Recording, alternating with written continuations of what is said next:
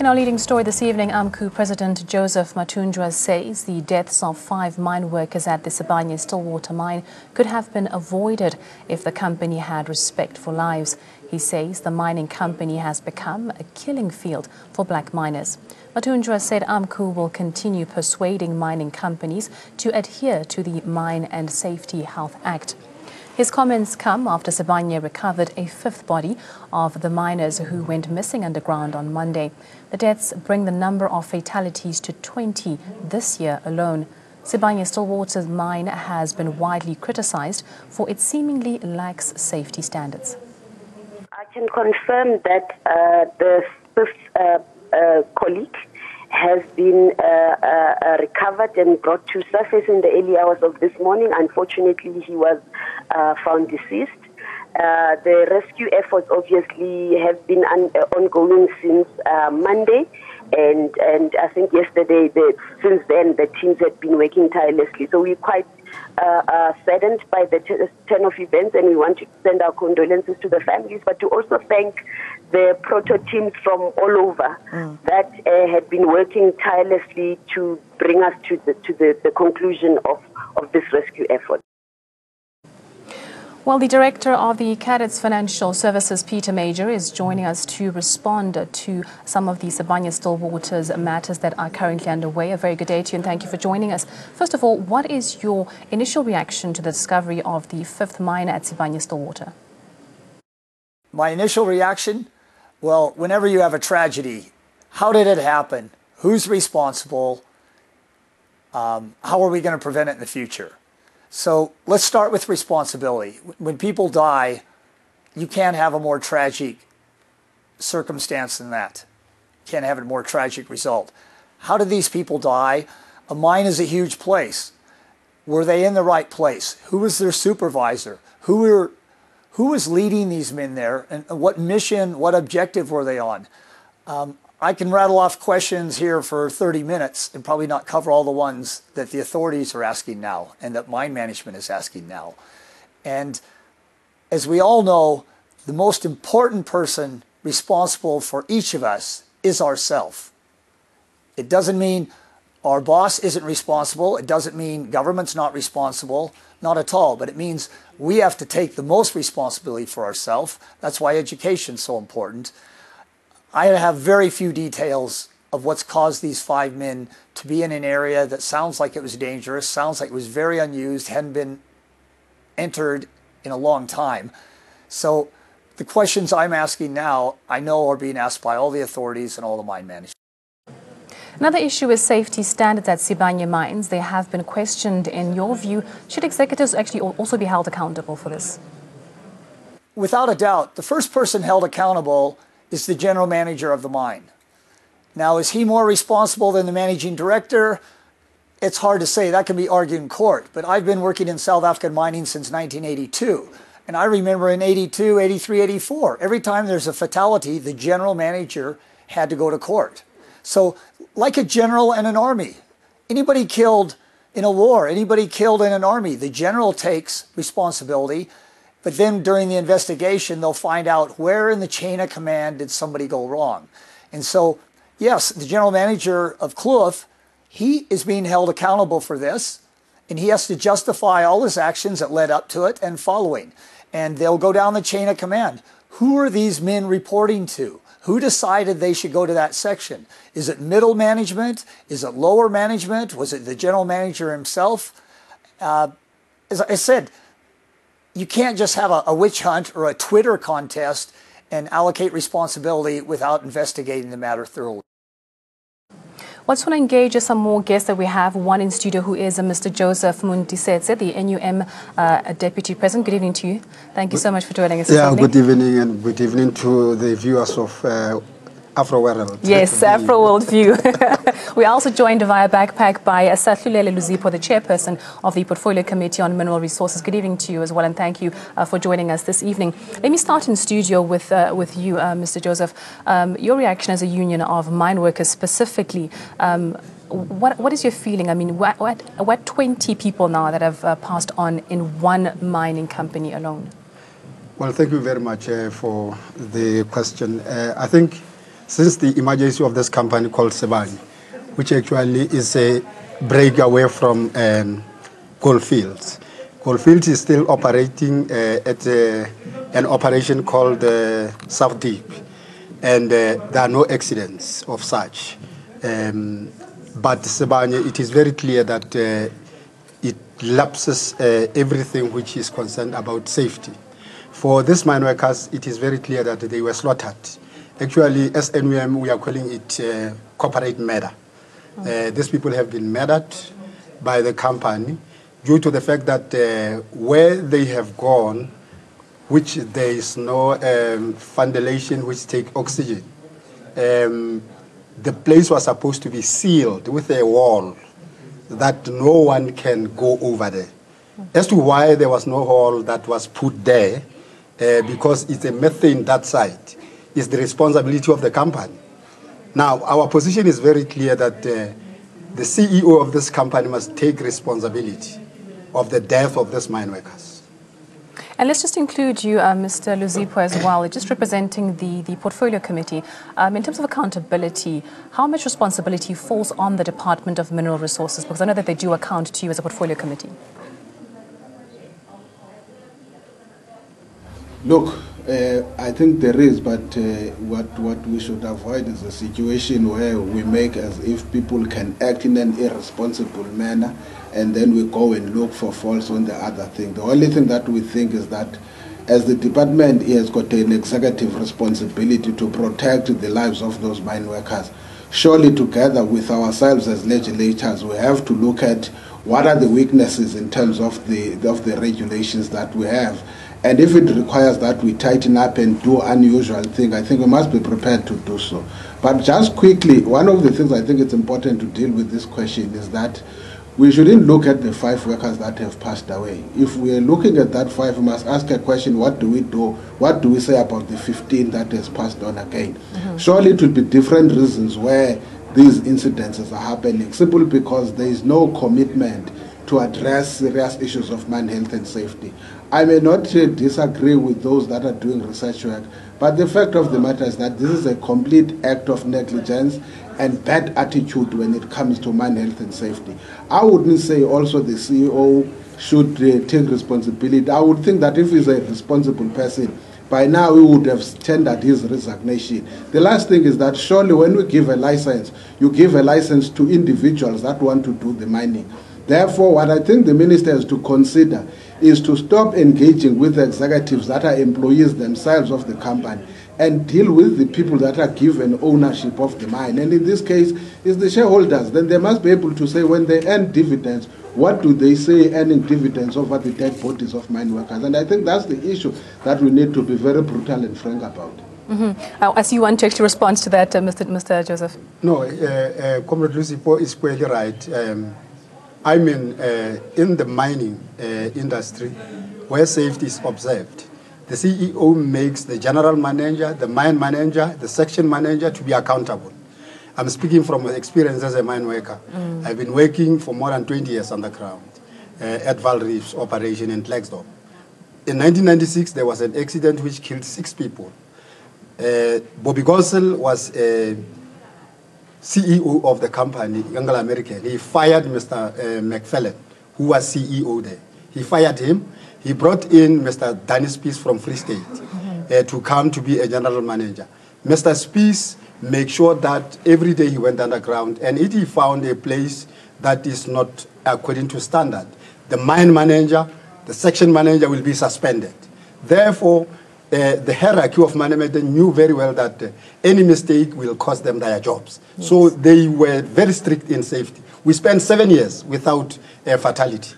So it is not happening at Sibanye. These managers kill people because they know nothing will happen. No punitive actions are going to be taken against them. Well, let me just also bring in Mr. Peter Major there. Do you think that if proper safety systems and processes were actually followed correctly, that these kinds of incidents can actually be avoided, as mentioned here, that 7 years went by and there were no incidents in one particular mining company? They can probably never be avoided 100%, but they can be so dramatically minimized. If you just look at Grand Prix racing, in motor cars, in motorcycles. If you look at the deaths we used to have for decades, and they were just accepted. You know, racing was dangerous. And yet people rose up and said, we're not going to accept deaths. We're either going to cancel these sports, we're going to make them safer. And it's amazing. They're driving faster than ever, and yet fatalities are reduced to almost none now. So definitely with the right procedures. But you can't just legislate, you can't just draw up procedures without training the men, without educating the men, without managing the men, without following up. You know, if you look at our drivers on the roads here, they know what it takes to drive correctly, but we're killing, what is it, 15, 16,000 people a year on our roads? We shouldn't be killing anybody on our roads. So we have legislation, we have police, we have procedures, but if people don't follow them, and it's the same underground, same in the mine. And do you also agree with some unions who have called for a shutdown of operations at Sibanye? But if that's what the union wants, we know the union usually gets what it wants. But if you shut down a mine that's barely making it, it may not reopen. It's like putting a man in a coma, induced coma, because you're tired of working on him. His body might not withstand coming out of it again. And the longer you close a mine, the more it deteriorates underground, the more rust goes on equipment, the more water runs where it shouldn't. The ground can move. You have to keep a mine going. The longer you let a mine stand, the more dangerous it becomes. Well, Mr. Joseph, he seems to think that whatever the union wants, the union gets. Having, represented a union of mine workers, is that the case on the ground? Well, I think what is important here is that the shareholders, who are the owners of the mine, must make a major restructuring. They must fire all the directors and the CEO and bring about people that understand implementation of safety. That is the only thing that we want. Like he's saying, if we close the mine became more dangerous. So a major restructuring is needed to fire all directors, to fire the CEO, to put directors that will put management that will observe safety standards. And just to include you as well, Mr. Luzupo there, just talk to us about, with this issue of accountability as well, just come back to accountability. There are processes, there are standards, there's an investigation that's currently underway to establish what exactly took place at Sibanye, the reasons why those miners were underground. Do you think that these processes do they drag on for too long? Can they be shortened but still be effective in getting to a solution? Well, it depends on how much you can deal with the legal processes. But the issue, I think, the law does allow that there can be particular interventions that are supposed to be made. And I think that's the area that we need to concentrate on. But the bigger question is that why do we have to go for such long processes when people are supposed to account? Look, I may not necessarily want to disagree with one of your panelists. But I think it's critical to make this point. You will remember in South Africa, for quite some time, there was a bus company, I won't mention the name, that continued to be the major culprit when it comes to road accidents and the death of people on the road. And the government was faced with that option: should you continue to retain a license of this company that clearly demonstrates that it is not prepared to maintain particular standards when it comes to our roads? And that company had to be. Now the bigger question is that if you were to make this example that we're talking about, must you say when you find truck drivers that are driving the trucks that are out of disc and so forth, and say no, because we're talking about jobs? The first issue is that you train people, they pass, but they have to comply with the law, and that is the issue that we must deal with. It can't be correct that in South Africa, and some of us are going to be consistent on this, it can't be correct in South Africa that you must choose to join the army because there are more chances of being alive for a longer time than going to the mines. Even if you say to the mines, you can't make it as a racing car. Racing car, you don't go underground. There's an element of negligence in the entire process, and that's the issue we must nip to the bud. And I agree 100%.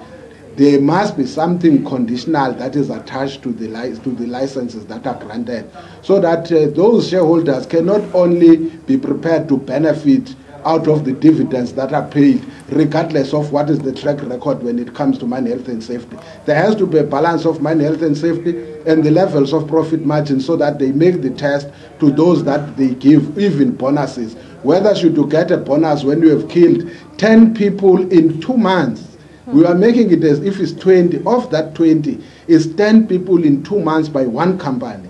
And I don't think we can start to celebrate that.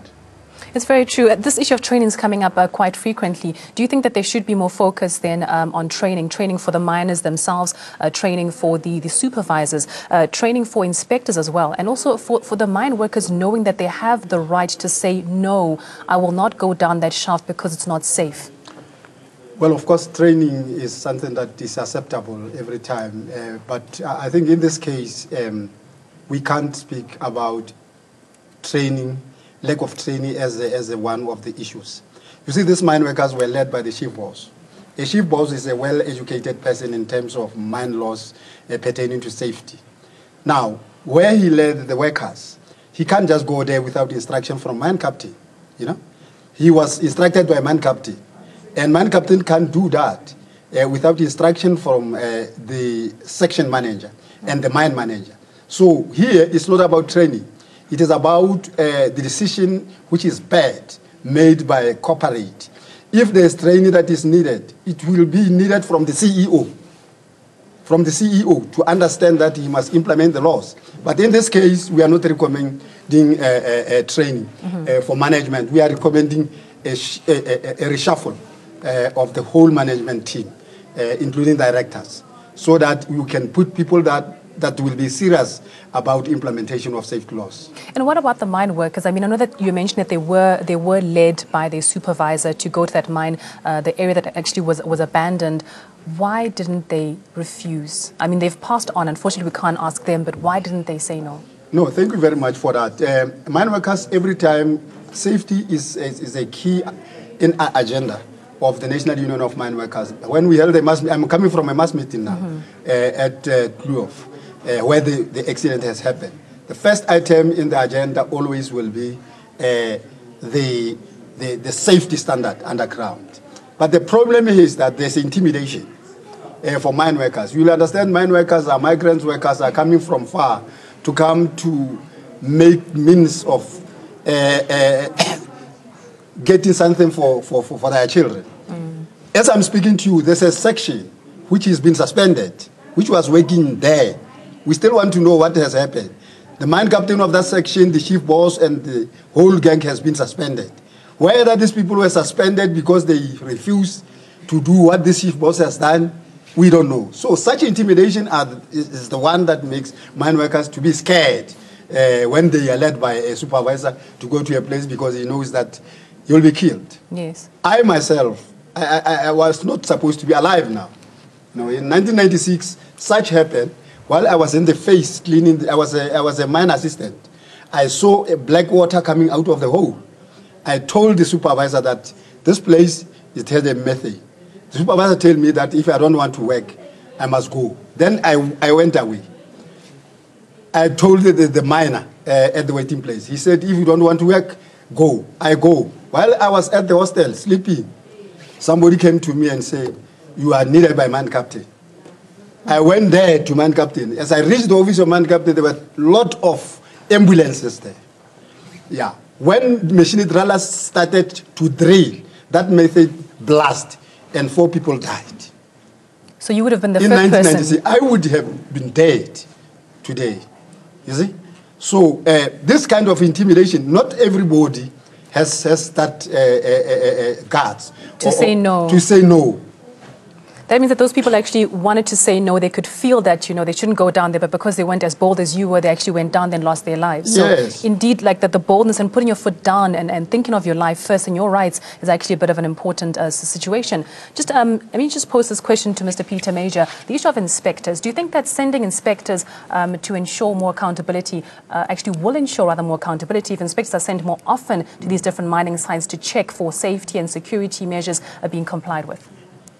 Well, without a doubt, yes. You send in proper inspectors that know what they're doing, that can analyze the situation. You don't want to send in inspectors that don't have the experience or the knowledge, and they make incorrect calls, and then you have incorrect procedures or legislation follow that. Well, to you, Mr. Luzipo, what do you think is the way forward? I think just a few things that we must consider. Remember, there was a flooding that took place in one of the mines, and we nearly about 950-something workers were trapped underground, simply because there was no emergency generator. Let's just deal with that first issue. Would you say there's somebody that needs to be trained to make sure that there's an emergency generator? Secondly, the point that the Deputy President of the NUM is talking about, it's something that some of us were there. We invited the executives, including the CEO of Sibanye-Stillwater and his team, together with the unions that had complained to us. That management, when we raised the two issues that emerged there, was that workers, when they wanted to go on a memorial service, they were charged for being absent. How do you become absent when you have gone to a memorial service? Quite clearly, some of them were dismissed and they were sitting on a written warning. So the issue of intimidation is not unfounded. It's based on the fact that there are living cases. And I'm sure some of those workers are still sitting on a final written warning. Secondly, when the CEO we raised concerns about it, he said those people were talking nonsense. And today we are sitting with 10 lives that have been lost after that, based on the fact that people were talking nonsense when they're raising issues of mine health and safety. So what is the solution? The solution surely is that when the industry complains of over-regulation, they demonstrate that they are prepared to talk to their colleagues, but secondly, they are prepared to look at self-regulation. And quite clearly, self-regulation has demonstrated that is not working. Therefore, the department has to increase this capacity to perform some of these duties on behalf of the companies and therefore find a way to get returns. Lastly, is that we need to make sure that we tighten the law. Instead of dealing with issues of accidents, we must deal with murder, because people, when they kill, it's not a question that they didn't know what they were doing. And as I said initially, we get different instances where workers die. Today, we are talking about going to a place that was never used. Tomorrow is going to be another story. The other time is going to be a seismic event. It is quite clear it's the attitude of that company when it comes to issues of man health and safety. Well, let me just hear from Mr. Peter Mage as well, what he thinks can be done to lower these mining accidents and fatalities. Without a doubt, improving education can lower accidents. Maybe I'm not correct. I've been in this country 36 years, and my experience is the miners were more educated here in the early 80s than they are now. And maybe that's because we had more foreign miners there on the mines in the 80s, and now it's predominantly local miners. And we know this country's education levels have fallen to bottom of the world, and they don't seem to be getting much better. As bad as poor education is respect. There doesn't seem to be respect for education. And educated people have to be safer than uneducated. A mine is a very complex environment. If you understand what conveyor belts do, what loaders, trucks, drill rigs, air pressure, electricity, high pressure water, if you understand all these components, gas, the gas you can't see and smell, the equipment to test for gas, rock mechanics, creeks, bad timbers, rusting steel. The more educated the people are and the more respect they have for that education, the safer they will work. The more they can size up, this environment is not right, or it could be dangerous, let's test it, let's check. So I would say without a doubt, we've got to improve our education. And the people on the mines, from the general manager on down, they have to appreciate this education is going to keep them alive. It's going to keep them safe. It's going to keep their fellow workers safe. And it goes on, and we know rich families educate their kids at all costs. Rich, successful countries push education above everything else. I think South Africa needs to do that. The mines need to do it, but the individuals must take responsibility. And they have to accept they need more education, and they have to apply their education, wherever they get it from. Mr. Muntisetse, what are your closing comments? What do you think is the way forward? Because some of the causes of these accidents are seismic. Some of them are avoidable, like a generator, having backup generator, having gas in that backup generator for when the power goes out. Yes, it's the same company that did not have a generator as a support resource to take workers out from underground. The issue of education, and even the issue of the inspectors. Inspectors are not working underground. They come whenever there's a need for them to come.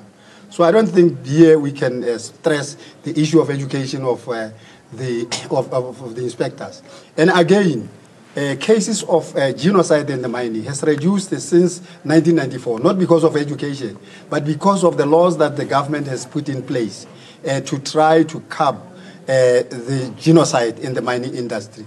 We don't need education here in terms of compliance of the mine bosses.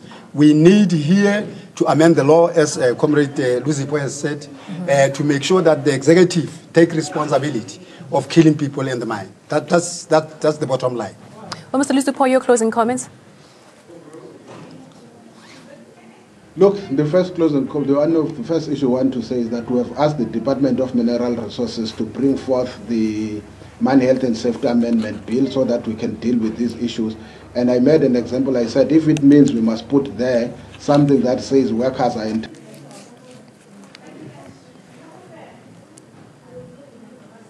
Would you apologize? I think it's important just to say one of the things. Okay, thank you very much. Oh, sorry, Mr. Luzipo, we actually had lost your feed there, but we have run out of time. But I do thank you, Mr. Luzipo, joining us there from Sandton, and in studio, Mr. Joseph Muntisetse, as well as Mr. Peter Major, a mining expert, for discussing these issues with us. Clearly, there's still a lot to be done. And if you, as our viewer, have a comment or you have a solution that you think the government should put into action, you can tweet it at Afro World View. It is time now for a short break, but do stay tuned for more news and updates.